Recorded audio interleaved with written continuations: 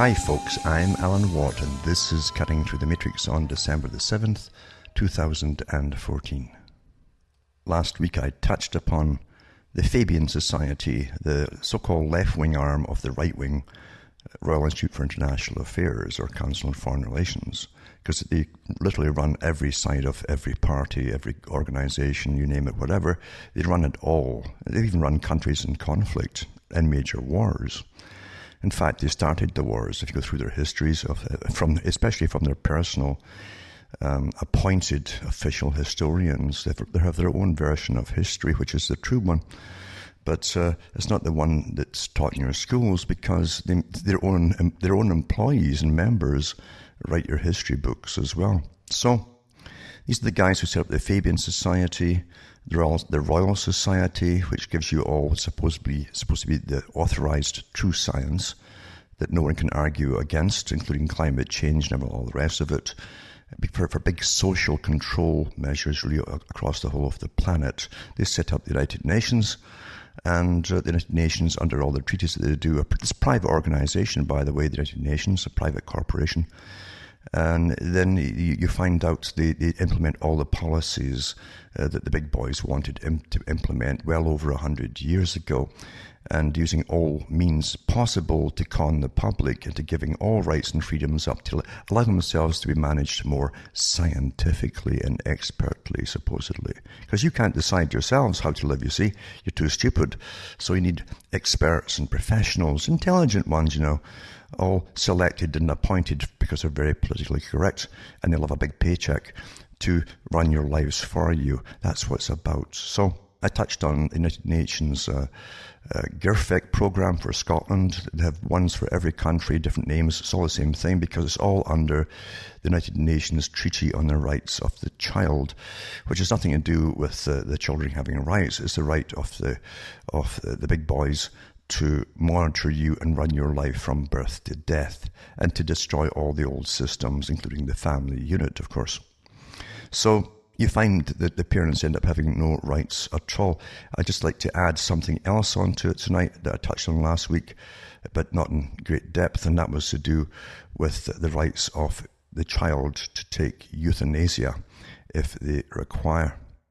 And like every time they introduce some new part of their big worldwide plan that's worked out in a timetable map type idea, they always pick a country to start things off in, and they used Holland initially to introduce euthanasia, and Switzerland too, and in Holland eventually they knocked it down until children can be euthanized as well, and they also knocked it down so that if you feel depressed, regardless of age, then you could request it as well. So now you'll be very wary of your quacks, your doctors, because they're making a fortune of body parts galore. You wouldn't believe it, actually. I know folk who are in the harvesting business of organ transplants, by the way. And it's incredibly lucrative and getting better all the time. So with getting younger and younger organs for all the big rich so-and-sos at the top, who live an awfully long age, actually. They're given, real medicine and so on, not the stuff that you're getting. And they don't eat the crap that you're fed, by the way. And I had to say that word is slipped out because that's what it is. And your life is shortened while theirs is actually extended. They have medicines which you'll never hear of, actually, which keep them going an awful long time. But they still need organ transplants because these characters love to booze it up, all their big luncheons and do's that they have worldwide all the time. And they're going through livers like crazy and various things like that. So they like to live because they enjoy life, you see. They have no worries whatsoever. They really enjoy lives because since they own all the tax systems in the world and things like that, they're not worried about getting hammered with taxes. All the things that terrify the rest of you, they don't have any worry at all. So life's awfully good to them and they really, really enjoy every day. Now, let's get getting back to GIRFEC, getting it right for every child, the United Nations plan for Scotland under the rights of the child. I'll put a PDF up tonight from their own site, by the way, And it says, a call for views by the Scottish Parliament's Health and Sport Committee, I guess they're calling it sports now for suiciding you, on the Assisted Suicide Scotland Bill, because they don't have them for all countries actually, they're implementing them gradually. And it says here, together, doesn't it sound wonderful, all these things, together, Scottish Alliance for Children's Rights is an alliance of children's charities, all these NGOs that work for the big United Nations company, Inc., that works to improve the awareness, understanding, so Orwellian, it's beautiful. As long as they paint it and dress it up and nice flowers and so on, the people swallow this stuff without thinking what it means. Anyway, I mean, literally, they could give you a genocide of a whole nation and do it the same way, and actually they have in the past. This is understanding and implementation of the UN Conventions of the Rights of the Child in Scotland. We have over 260 members ranging from large international and national non-governmental organisations. They're all paid by the front organisations which funnel the cash to them. And these are the big foundations that you know of, like Rockefeller and Ford Carnegie and all the bunch that go along with. There's stacks of them. It says the NGOs through to small volunteer-led after-school clubs. They use everything and your naivety as well. So our activities include collating an annual State of Children's Rights report to set out the progress made to implement the UNCRC in Scotland. We also provide a focal point through which Scottish NGOs report to the UN Committee on the Rights of the Child. Now, you notice there's no families allowed to voice their opinions here. It's all that the officially recognised and member non-governmental organisations of the United Nations. And it says, the views expressed in the submission are based on the general principle of the UN Convention on the Rights of the Child and do not necessarily reflect the specific views of each member organisation. They always give themselves a back door in case we ever have a Nuremberg trial one day, which won't happen, unfortunately. But anyway, it says here, together, that lovely name again, welcomes the opportunity to offer views on the Assisted Suicide Scotland Bill, which was introduced to the Scottish Parliament on the 13th November 2013. Remember, I've gone through the history of this, gone to cuttingthroughthematrix.com and go through the archive section. There's thousands of audios there and links galore, where I went through the history of John Stuart Mill, and then the same son that he had, the same name, and the H.G. Wells, who wrote lots of non-fiction books, by the way, for the Fabian Society, and he wanted even to bump off not just the Irish, but the Scottish as well. So here they go. They're going to make sure there's no racials, but that terrible word, racial Scots left, like ethnic Scots. Anyway, it says the policy memorandum of the bill states that the bill allows people to actively wish to retain control of their lives. So you can retain control of your lives by killing yourself, right? To secure a dignified death at a time of their own choosing, instead of having to endure a poor and declining quality of life. Now, quality of life, as I say, that includes depression, folks, or I'm just a bit fed up this time, I've got the blues, And youngsters often get the blues, especially when there's no future in a society that is kept, by design, fundamentally broke. So quality of life until such a time as they die as a result of their illness or condition, right? The bill dictates that for a person to be granted such control, they must be at least 16 years of age. So it says together, we're all together, we're all going down the tubes together, They're going to bump us all off. Together, we'd like to make the following comments in response to the bill. Firstly, we take no position on assisted suicide, nor on whether children should have a right to assisted suicide. That's again a caveat to, in case there's a Nuremberg trial one day. However, when the issue is being discussed, now so here is their opinion on it, the rights of children should be taken into account, just as they should be when other important matters affecting their health and well-being are being considered. If the proposed bill were to be introduced, together would want the committee to consider the impact it could have on the rights of children and young people. Now, in other words, any age group, from babies all the way up. The proposed legislation could impact on children who have parents, carers or siblings with terminal illnesses, or on children and young people who themselves have a terminal illness. Now, you better understand something here with their wording. Under the genetics agenda for eugenicists, if you are below a certain par on whatever scale they design, physically, mentally, whatever, intellectually, that can easily be slipped into terminal illness when they say that you can't support yourself, you can't survive properly, or you're antisocial. It's been proven by previous generations. You've had an uncle or an aunt here that was antisocial. It's in the genes. A burden on society. Anything at all. Or apolitical or anti-political or whatever, or anarchistic or whatever it happens to be, can be put in there, folks. And this is how they do it. Get it on the books and expand it, just like anti-terrorism laws. And it says here, in all decisions affecting children and young people, the views of a child must be given due weight in accordance with their age and maturity.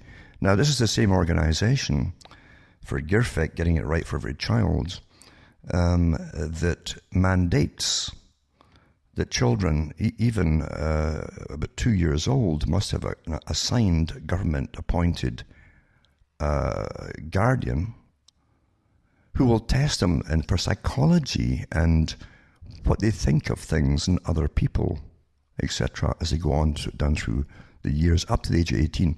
And by the way, social work departments, psychiatry, everything's involved in this mental health to make sure that they can catch anything like original thought very early and correct it, you see.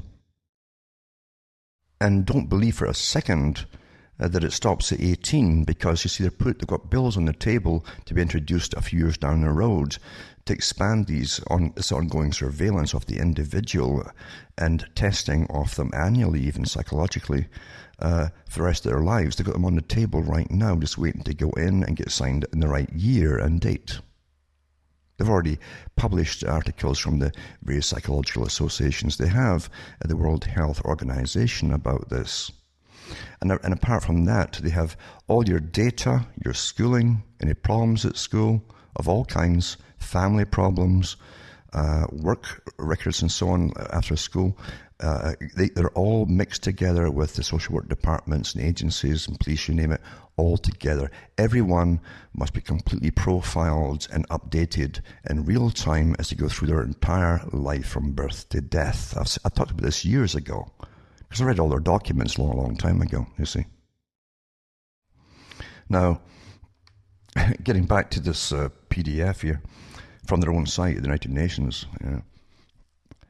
and it says here, in all decisions affecting children and young people, the views of a child must be given weight in accordance with their age and maturity. And then it goes on, together recommends that the committee looks at the comparable legislation to learn from other countries' experiences. Together does not endorse any specific legislation introduced elsewhere, rather recommends that the Health and Sports Committees uses international debate and experience to inform its own deliberations. Health and Sports Committee. Well, that child broke his leg on the field there in that game. Euthanize him. I'm kidding, folks. Nothing is impossible these days. Nothing. Just give you time and a little bit of brainwashing through all your movies and so on, and you'll go along with it. It says, it's important to note that the children are prone to and suffer terminal illnesses and extreme physical pain, just as adults do. Considering the Assisted Suicide Scotland Bill, the Health and Sports Committee should consider how the bill could better affect the rights enshrined in the UN Convention on the Rights of the Child.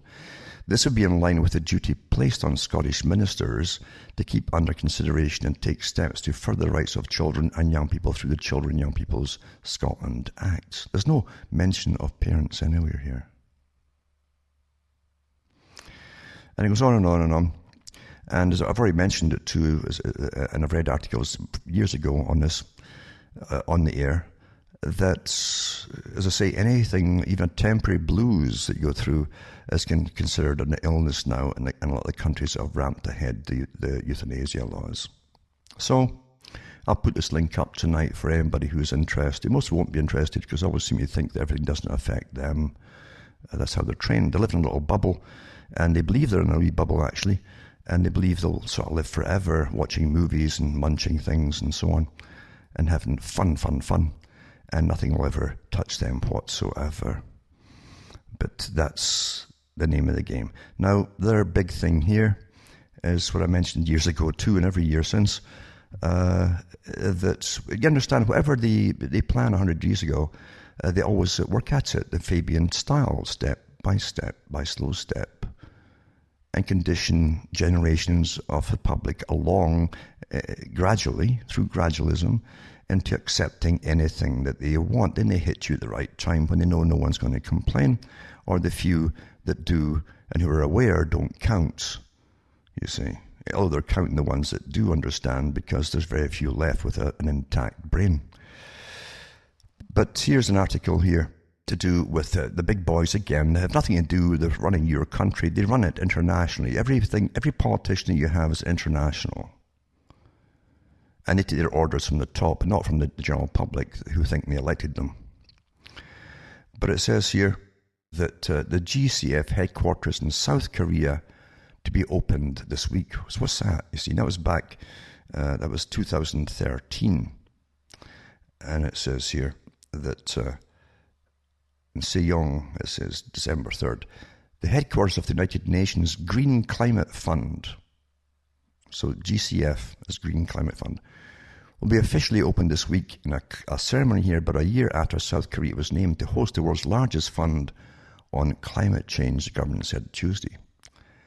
And here's about the opening ceremony and who's all attending it. Other attendees will include Christine Lagarde, Managing Director of the International Monetary Fund, because they're going to have all the money flowing through them, and through the private bank of the Rothschilds in Switzerland, by the way, because all these big old families are all involved in the whole future agenda of the whole planet, every facet of it, and making lots of money off it, because that's what they've always done for generations, make money off the herds. And Christina Figueres is Executive Secretary of the United Nations Framework Convention on Climate Change, and South Korea's Finance Minister Hyung Oh-seok, it says. It says the GCF, launched in late 2010, is the largest UN organization to be based in South Korea, and is expected to raise $100 billion per year starting from 2020. Its main purpose is to channel the fund from industrialized nations, and these are all taxes, by the way, to developing countries, which is not going to developing countries at all, to help them tackle global warming and other problems related to climate change. So here you go. All your global warming and yada yada yada, it's now called climate change, as you're going to deep freeze. But it's all your fault, you see, because you breathe. You breathe, and you can't have all the people breathing for free, you know. There's a lot of money to be made off hot air that comes out your mouth and nose for those who are good at conning you. And by God, they are good at conning you. They've done it for centuries and centuries. They really have. And as they change the whole of society under control, and to get new laws for controlling the general public and make money off them too, this is the greatest tax that the whole world, this is a world tax, you understand. But it's a private kind of tax, because it goes through the private organizations, the big private banks at the top. They're authorized for the carbon money to go through. Billions and billions a week go through, you see. And bankers are awfully good, like the Rothschilds, for instance. They've made their money off cons their whole life long, their whole generations long, and many of their own ilk too. And they're still at it today. And they helped, of course, set up the Bank for International Settlements. They run it. The IMF, they run it too. All your top central banks as well. And also the United Nations, the Royal Institute for International Affairs, etc., and the Fabian Society. The same families are involved in the creation of all these organizations. They're all really one big organization, different specialized branches working on their own part of the agenda, the same agenda. Now, here's an article here. It says cap and trade. Again, another term to throw the public. What do you mean cap and trade? You're selling hats or something? No. The idea, supposedly, is that each country agrees every year to a new level, which is the cap of carbon emissions and so on, and trade. Now, the big corporations can buy the carbon, basically carbon credits from each other. A lot of nothings is they buy from each other, you see. This is the greatest con in history, this. You know, paper changes hands. They represent supposedly like invisible bags of non-invisible bags, but non-invisible bags of carbon, you see. What a scam, isn't it? I mean, we've got to make up a new fairy tale about this. It's much better than The King Has No Clothes. And it says, the so-called cap and trade may be a solution to a problem that was not intended to solve state budget crisis. Now we're getting to a little bit the truth here. That's a part of it, you see. Cap and trade policy was designed to address climate change by putting a cap on carbon dioxide emissions, issuing a fixed number of permits, that's permits, allowing them to trade, and then allowing firms to trade these permits. Since they pay a market price per ton of CO2 emissions, firms have an incentive to find all the cheapest possible ways to cut emissions. But the suggestion to implement cap and trade in any one state within the US has almost nothing to do with global warming. Given huge emissions from the rest of the world, cutting emissions in one state will have no perceptible effect on global emissions and climate change, so for policy options within your own state, it's about the money.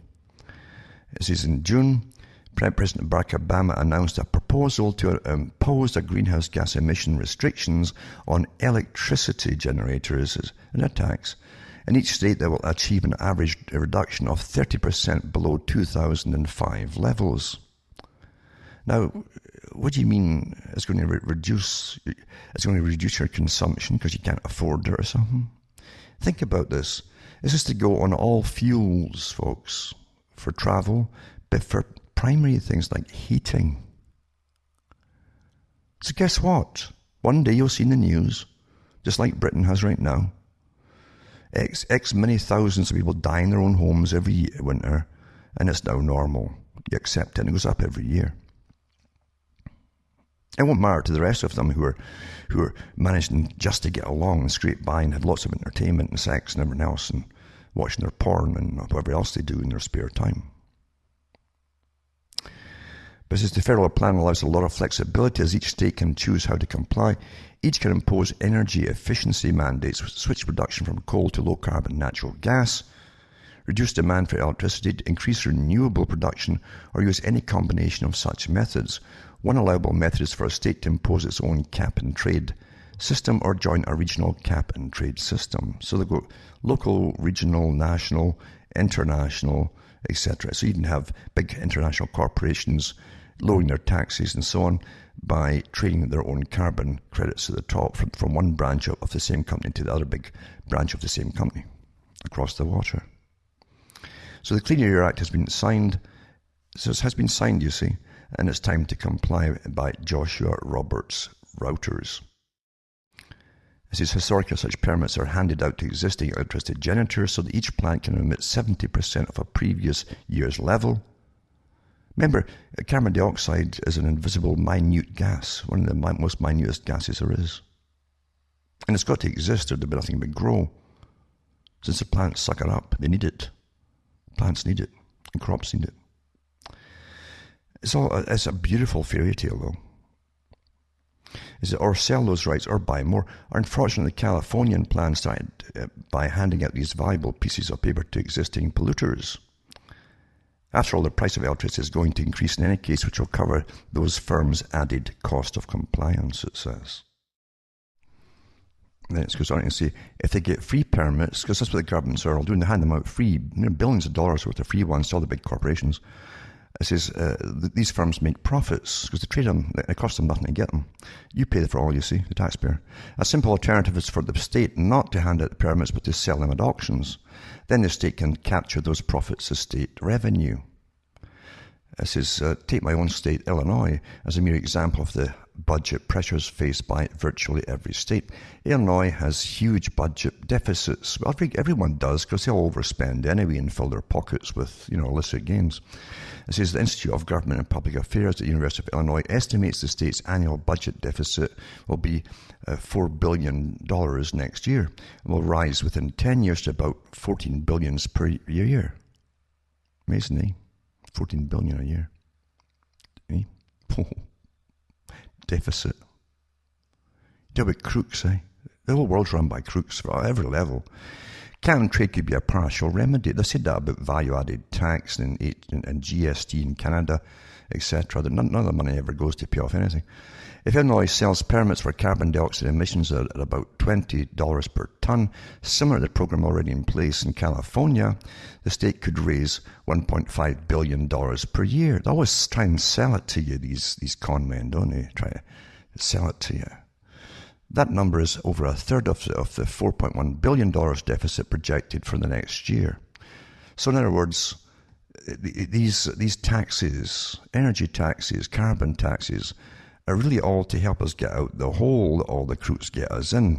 It's not meant to get us out the hole, it's to get more money for the crooks, folks. It's the same crooks, for goodness sake. But it's also to manage your whole lives. For everything you purchase will have a carbon tax on it, even the paper wrapper on a bar of chocolate, including the chocolate too. Yep. What a slave you are, eh?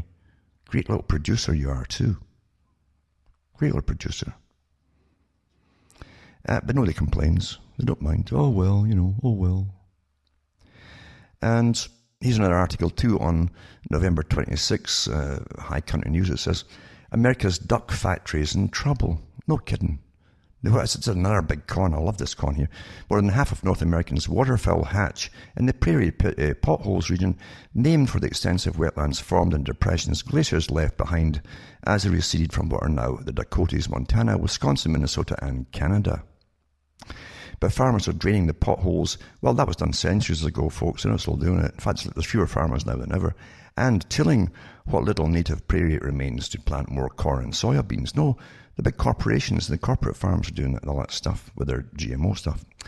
That's not just bad news for ducks, it's bad news for the climate, because breaking up grassland soils releases carbon dioxide. Well, everything apparently does, doesn't it? Eh?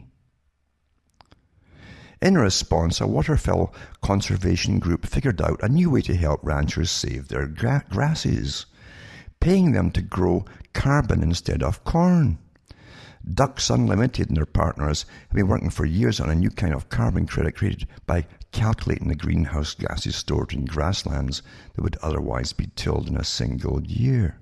Now, this is a big so-called charitable organization, multi-billion charitable organization. They started back in the 80s, I think it was. And initially they targeted the hunters, made them think it was all to conserve ducks and so on, yada, yada, yada. But no, this is a big, they didn't have investments, this big, charitable organization. And folk who want to evade taxes or avoid taxes, or whatever they call it, can simply donate money to them, and it's taking off their tax deductions. That's how powerful it is. And you see the big names that run it too. And that's only one of the many things that help run all this system. I talk about gangsters now. This article here from the New York Times says, on Chicago, it says, the nation's first experiment in carbon emissions cap and trade has come to an end. And now this is back in 2011 it was. It says, but its mark on the climate change industry will be felt for some time to come. That's where they first started. Al Gore set up one there first of all to rake in the profits after the government handed out all the millions of dollars for free ones for the big companies to trade each other. It's gambling, isn't it? Let's trade these. It's like trading baseball cards or something. The second, but they can't lose on these kind of baseball cards because the taxpayer is going to pick up any slack, you see, if they can't make a big profit on it. The second commitment period for member countries of the Chicago Climate Exchange ended December 31st, 2011. And it's no new cycle to ring in the new year. Exchange trading in allowances system generated known as carbon financial instruments, CFIs, to meet emission reduction commitment ends as well, although CFI generation will continue as a strictly voluntary greenhouse gas emissions offset system. But what happened to it? You see, well, I went into this organization, and it says ICE, I-C-E. Love these terms, eh? ICE. I guess if you can't pay your carbon credits and taxes, they'll ice you, They'll put you in ice. There was plenty of it because we're in massive global cooling. And because I've been spraying like crazy with the chemtrails for years now. But it says Intercontinental Exchange Inc. told traders Friday that it would shut down its U.S. emissions derivatives platform a year after acquiring its parent, only to suffer sparse trading as the prospects of a federal carbon reduction plan remain dim. Well, they've passed it now. And this goes back in 2011 too. The money-losing Chicago Climate Futures Exchange venture will continue operating through the first quarter of 2012 before closing. Exchange officials said in a notice. ICE, it says, will then take over. ICE as an international one, you see, the big one. So they do it step by step. Get the folk kind of used to it, deal with it, and then jump up internationally, you see. This article here, Green Climate Fund, who's pledged and who hasn't? From ABC News, December 6, 2014. Among the most significant achievements of the UN climate talks, the Green Climate Fund is intended to become a key channel of money to help poor countries take action to fight climate change and deal with its impacts, as they forbid them, by the way, to have electricity because it will produce CO2 and they'll start destroying their wonderful wildlife in these poor countries, you see. With Norway's pledge of $258 million on Friday, the fund has received promises of $10 billion and is expected to start considering projects for funding next year. However, the 24-member board is split equally between developing and developed countries. First needs to adopt some rules on what kinds of projects should get financing. I'll look at some of its contributions from rich and poor alike. The US, $3 billion. White House says a significant portion should support private sector activities and reserves the right to direct some of the money to other funds based on the pace of progress of the GCF. So in other words, private sector activities, that's the big corporations that still have a base in the US. For cheap labour, set up a factory, you'll fund it all, and then get the cheap labour there, you see. Then other funds too, well, that's all the other CIA-based NGOs that the US government runs as well. Japan, $1.5 billion. Green groups suspect Japan wants the fund to allow financing for fossil fuel technologies, including modern coal-fired power plants. Japan delegates in Lima said Friday that Japan hasn't adopted a position yet. An EP report Monday showed Japan has already used about $1 billion in climate money to build coal plants in Indonesia. Britain, $1.2 billion. Britain says it wants to earmark some of the adaptation funds for the most vulnerable countries. Maybe it should start with their own, eh? As their own folk die in their own homes every winter. But no, it's global agenda. It's not. You understand that Von Rompuy, the United Nations, was correct in that article I read a year ago or whatever it was, when he said that the age of the nation state is dead. You're international, folks. You're run by one big group of international corporations at the top. And guess who's at the top of that? Well, listen to my archive section at cuttingthroughmirrors.com. And France put $1 billion there. The articles here, by the way, where the French are still running out the country because the country's absolutely broke and they're taxing folk that have any work at all into utter poverty. Socialism again. Sweden, $550 million. Sweden's contribution is the biggest relative to the size of the country's population. The pledge needs to be approved by Parliament, which is currently in crisis mode after the government failed to get its budget adopted. Australia, zero. Australia says it will continue to pay for climate change adaptation in vulnerable countries through its aid budget rather than through the GCF. South Korea, $100 million. The first developing country to make a pledge to the fund. It's also the host country of GCF headquarters. China, zero pledge. The world's most populous country, number one carbon polluter, hasn't contributed to the fund, but China's chief negotiator at the United Nations climate talks in Lima Thursday urged all developed countries, including Australia, to do so. You see? Grasshopper, you don't understand this way of thinking. And then it's got Mongolia, $50,000. It may be a symbolic sum, but China's poor neighbour, Mongolia's pledge show that anyone can contribute, not just rich nations. Mongolia's GDP per capita is not even 1/5 of that of the United States. Getting back to China for a second, though, don't forget that China's under the same banking corp, big boot, that the rest of the world's under. If you think that they're independent, think again, folks. Go into the history of who set China up too. The same guys that set up the Soviet Union and Germany as well. Nazi Germany. I could go to it much, much deeper, but a lot of folk who really believe in their flags and things would be, they wouldn't like it. This is all new. And it goes on and on and on. I'll put this link up tonight too, as your countries all pledge you down as collateral, basically, to pay all this law off.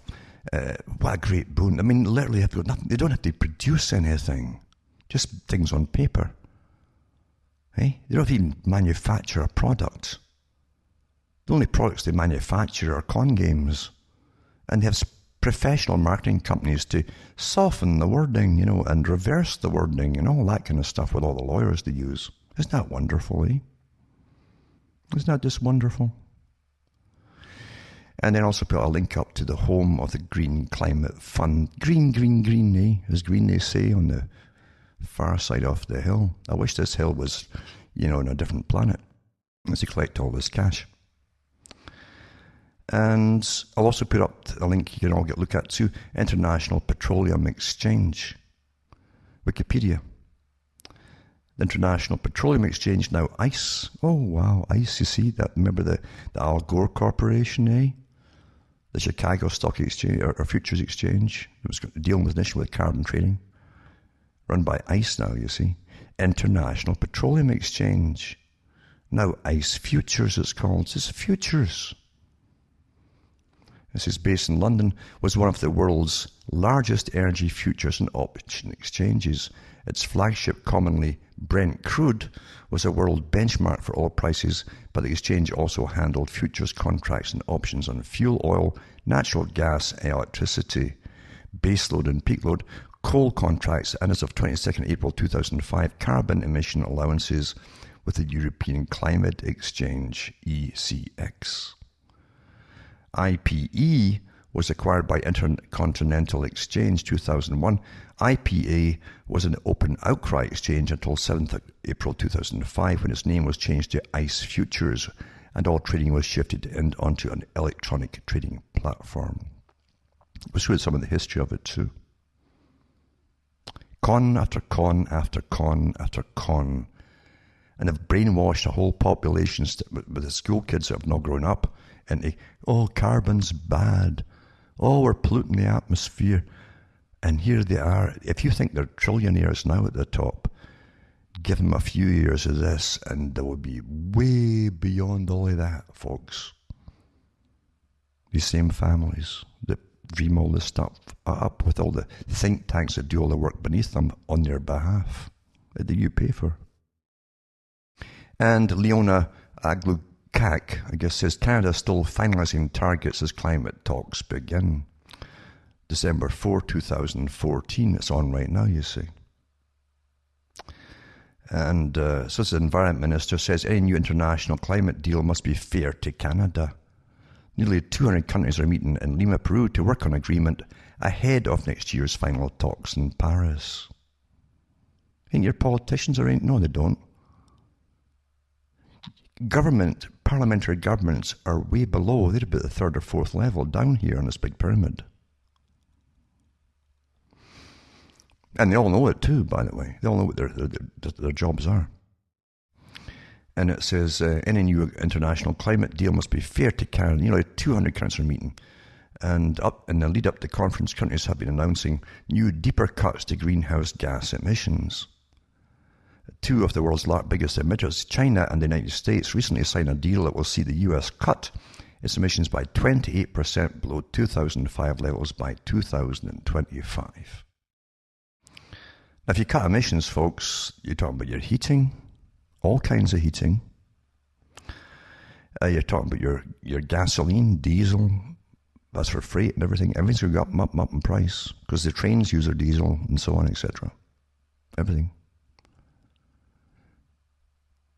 It says Canada has so far matched the US emissions targets, but Aglokak would not say whether Canada would match the US goal this time.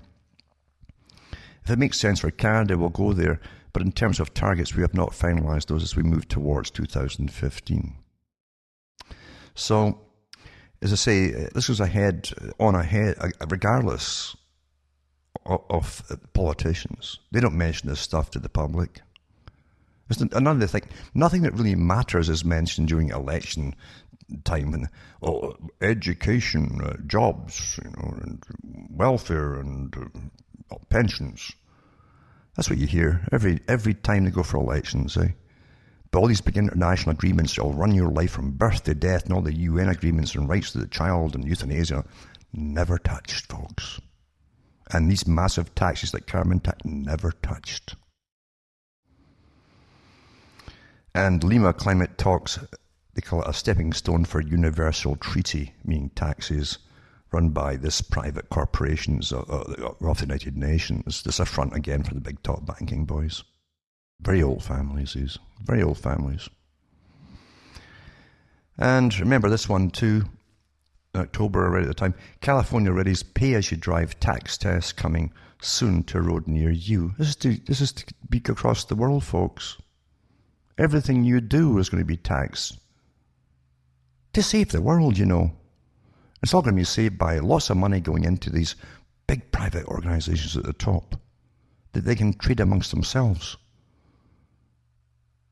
to make multi-quadrillions. Yeah. And it says, it won't happen immediately or even within the next year, but not too far in the future, you may pay tax for every mile you drive, thanks to California. They always kick it off in California. And it gives you the story. Now, I'll put that up tonight as well for those who really care. Because most folk, you can tell them it's coming to you next week, and they think, oh, no, that's must be 100 years away. You know, that's how they are, you know. Their little bubble can't be scratched or might burst. It says the move makes California the largest state to explore how modern technology might replace dwindling money from gasoline taxes. Who's kidding who? It used to build and maintain roads. Who's kidding who? You think it goes to the roads? What does go to is what they claim it's going to go for. What does, eh? In this corrupt system. And to build and maintain roads thanks to ever more efficient vehicles and less driving overall. Oh, that's the reason for it, eh? Less driving overall. So they make the shortfall from somewhere else just by slapping our tax. Congress has been forced to fill the gap at the federal level with billions of dollars in temporary funding. In California, where residents pay 48.5 cents in the gallon in state gasoline taxes worth more than $3 billion a year, the state has borrowed from those revenues in recent years to cover shortfalls elsewhere.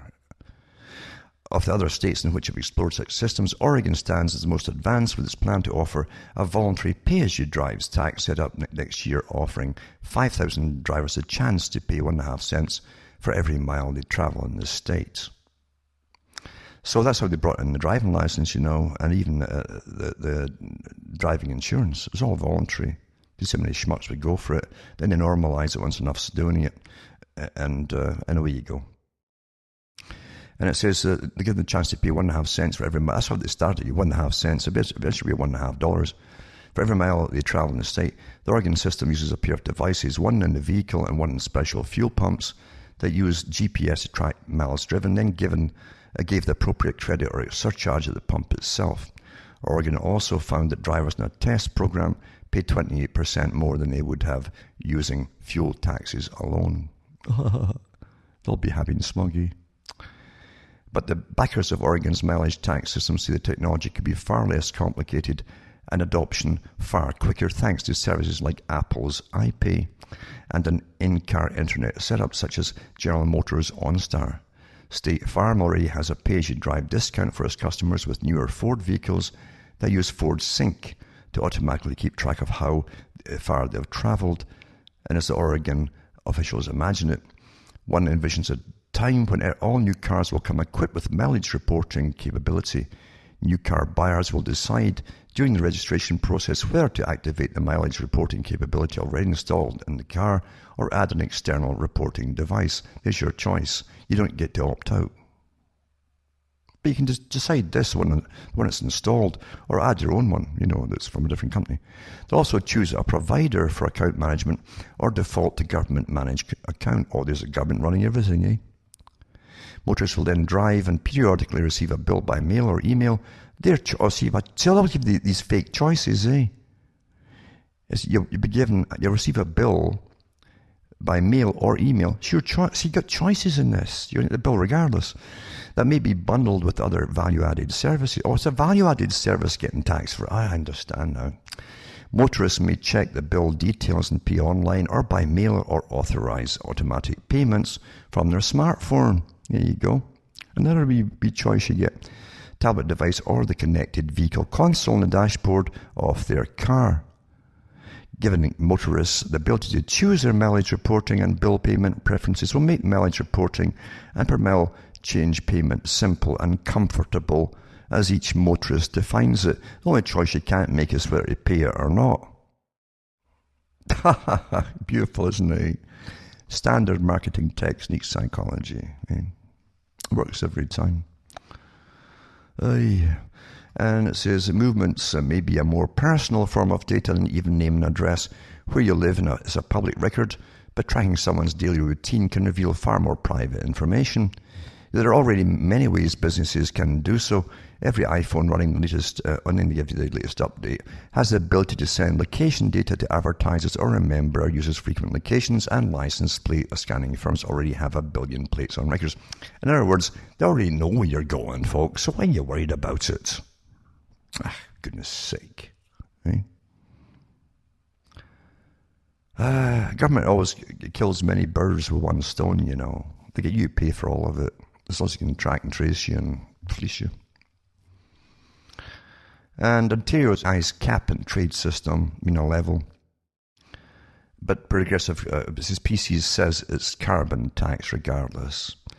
Ontario has not ruled out joining the Quebec, California cap and trade system to limit their emissions of greenhouse gases. We're just beginning our conversations, our discussions, our partnership with industries, Environment and Climate Change Minister Glenn Murray said Thursday. What we're most concerned about, if we get to 4 degrees centigrade mean temperature change in the next several decades, that's a legacy that's pretty unthinkable for our children. I don't know if 4 degrees centigrade, well, I'll tell you, during the summer, somebody would be happy to get 4 degrees centigrade. It's that darn cold. There's no summer at all here now in Ontario. And that's nothing to do with that. That's to do with them spraying, of course, and tampering with the climate. Quebec has links with California and a cap and trade system that sets a limit on carbon emissions, allowing companies to pollute less to sell their emissions room to others. Overall, the goal is to make polluting more expensive and encourage the use of greener technology, supporters say. I guess you'll end up having to walk everywhere, and you'll use those made from reeds and rushes sandals. You'll be walking on green technology. Eh? And even then they'll tax you for it. You're not going to win, folks. And the USDA, Department of Agriculture, announces carbon credit sale. Agency initiates partnership with Chevrolet to purchase nearly 40,000 carbon dioxide credits. Isn't that wonderful? Partnerships with big corporations and the other big corporation, your government. Isn't that wonderful, though? So it's win-win-win, because they have to produce nothing. Nothing. There's no costs here of production to get all these money from carbon credits and the big casino, another big casino for the big banking boys. Right? Isn't that wonderful? To save the planet, And you all fall for it. You've all been brainwashed, you fall for it too. Because no one looks up. Since 1998, they've been crisscrossing your skies. No, it's not jet planes from airports, folks. I've lived in country areas here where there's very few planes at all, and I've seen total grids set up in a matter of an hour or two. And then the weather really changes big time each time it happens. And they've been doing it for years. 1998 was when they started doing it seriously, like continuously. That's the real world we live in. But what a great future this is for the big boys, eh? And everyone gets in, all the agencies get in the act as well. For your health, you know. To make sure you're breathing cleaner air as you freeze to death in the winter. Yep. Isn't that wonderful? Oh, and every prostitute agency is going to make a fortune off this, hiring more employees and up in their wages and all that, to make sure you're safe. No one ever stops and says, well, did any citizen elect the United Nations in to govern us all on all these different charters and rights and all the rest of it, and euthanasia laws, blah, blah, which are rights, of course? No. Nope. Did any national government ask its people permission to join it and sign all this? No. You see, you were taken over long, long ago, folks. Long ago. And I've gone through the history of the big organizations that run the world. You've got to start using the archive section at cuttingthematrix.com. Thousands and thousands of hours of talks. There's hosts that come on every day, still use daily my stuff. They go over it and over it and over it. It's so rich and stuff. And then they grab it as their own. It's quite amazing for at least one of them or two. But that's the real world we live in, isn't it? Where everything's managed, even information on all sides. Isn't it managed? And the more people go into all this trying to see, it's a natural thing to try and join a side. Human nature. And they give you all the sides to join, like fake choices. It's the same thing. Fake sides to join. Everything's managed. Every single thing's managed. I keep saying you've got to start thinking for yourselves. There's nothing else you can do. Think for yourselves. That's your birthright, for goodness sake. Without that, you'd be a zombie, your own mind. Don't be scared to sit and think for yourself without having something flashing lights in your hands as you're pressing little buttons and things. Silence. Learn to be comfortable in your own presence. Today, folk panic in their own presence, and there's nothing else around them. They panic if they lose their cell phone. I mean, literally panic. They're constantly... I saw another study the other day, because why don't they keep doing these studies? It's to make sure that all these induced neuroses are actually working on folk. That's why, folks. Until folk can stop and say, gee, I've got a spare 5 minutes here, I wonder what I'll think about. So you've been trained not to think for yourselves. And they say that the ultimate thing in all this creation is the human mind itself. It can go further in thoughts and means of thoughts with vocabulary and all the rest of it than all other creatures. And yet, you let professional people that give you all your movies and all your chat rooms, you let them give you every thought that's out there rather than use your own mind and do it yourself and come to your own opinions and your own conclusions. And that's scary, that, you know. Scary. Very, very scary. I was lucky when I was young because the country was all around. And if you wanted to just go 5 minutes, you'd start walking in the outskirts of the little town, and you're in the country, and you could walk all day if you wanted to, pass the whole time of day, and watching what was there, and you'd pass little areas of water where there were swans, things like that, and little burns, we call them, small rivers, streams, and you'd see fish in them, and you'd stand and watch the sun glistening off the fish and things like that. In those days, sun was a good thing. Today, apparently, it's bad for you. But back then, when you had a bit of sun, everything was happy. You know, you had that lovely fluorescent green colour off the leaves, and everything sort of shone, including the glistening water as you watched the stream. And that's how your mind starts to work, is observing all this. And a natural meditation comes out of walking in and seeing all this too. You're deep in thought, you see. Natural meditation. And that's how your mind starts to really start to work. You're observing things, thinking about what you're observing, and making opinions and coming to conclusions for yourself. That's been robbed intentionally by very clever people who've studied you for an awful long time. And even in the educational systems, it didn't give people education and mandate education to help them think for themselves. It was to stunt their ability to think for themselves and to make them more efficient when they shoved them all into the factories and got them off the land and stole the land from them. And they worked in the factories till they dropped and died at a very early age for the big corporations that owned the factories. But you had to be able to read basic instructions for machinery and things like that, and notes that were handed from foremen, and that's why they gave basic education. There are big meetings in Britain and other countries about the effects of giving education to the general public to make them more efficient, and they were really worried about them being able to start communicating and maybe starting to write, and some of them might even start to write good books down the road. So they said, we're going to keep them awfully busy, 16-hour days in the factories by law, and keep them at a rate of malnourishment where they wouldn't live beyond 30, 35, maybe 40 if they're lucky or unlucky. And again, too, at a sustenance rate for income, so that any family would be malnourished. Malnourished children and were common in Britain right up into actually World War II. And that's coming back again, by the way, where they've got rickets again. And the UN's trying to wean folk off drinking milk and taking cheese and dairy products. Rickets is back already, but the UN doesn't mention that.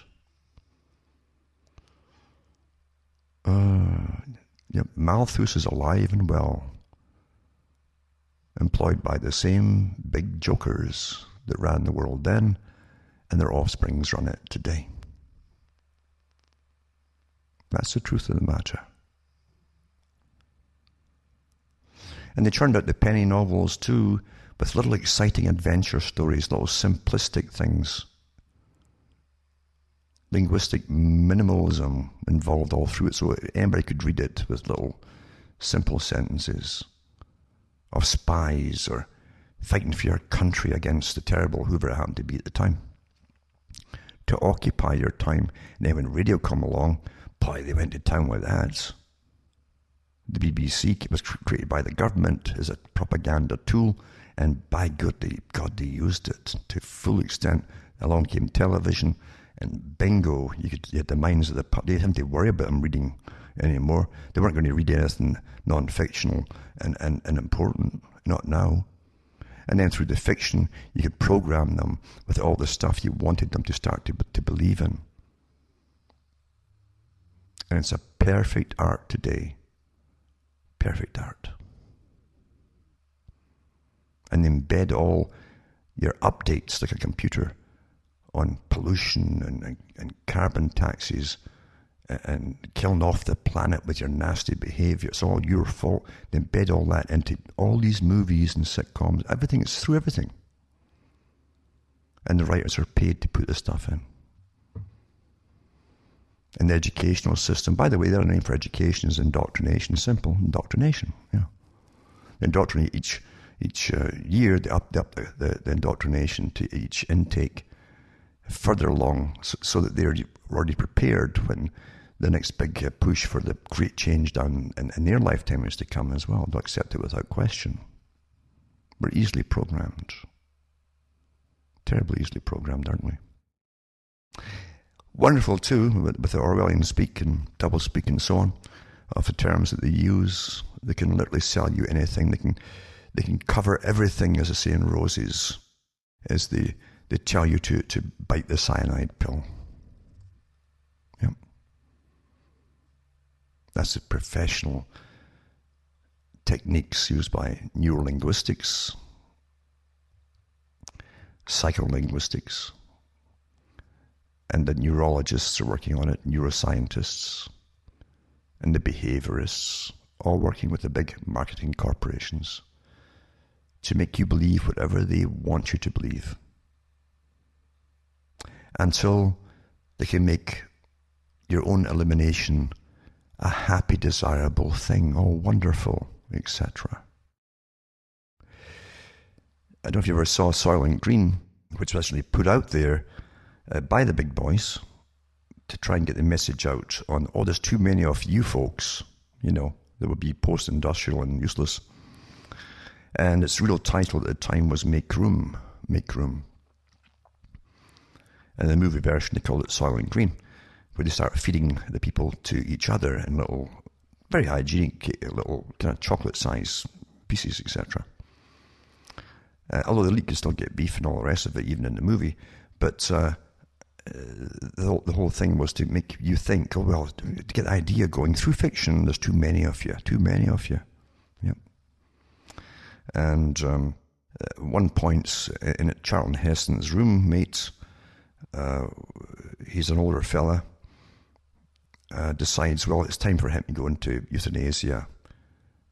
He'd lived long enough, and, well, you know, just like this rights to the child thing and the rights for the elderly and everybody else, well, I'm just kind of fed up, I'll go and get euthanized. And they give you a great scene of how it will be, you see, where you tried folk at Nuremberg for this. Lots of folk in the Soviet Union should have been tried for that, and a lot worse, actually, because they had a lot longer to kill a lot of people off, more folk off. Didn't happen. And but you walk through this big place with all these swing doors, and everything's spotless clean and so on, and shiny, and like receptionists at airports all happy and smiling to see you, and they guide you into a little chamber, and it's actually a room, and you hear for the first time things that you've never. They showed them 3D imaging on the walls and all that, green fields and antelopes going and deer and all the rest of it, and beautiful music going as this thing slowly released the poison into his system. A wonderful way to die, you see. They can dress up the most horrific acts, and they do, with beautiful techniques and terminology involved, and make you happy to be making room for someone else, preferably one of the elites. From Hamish myself from Ontario, Canada, it's good night to me, your God or your God's school.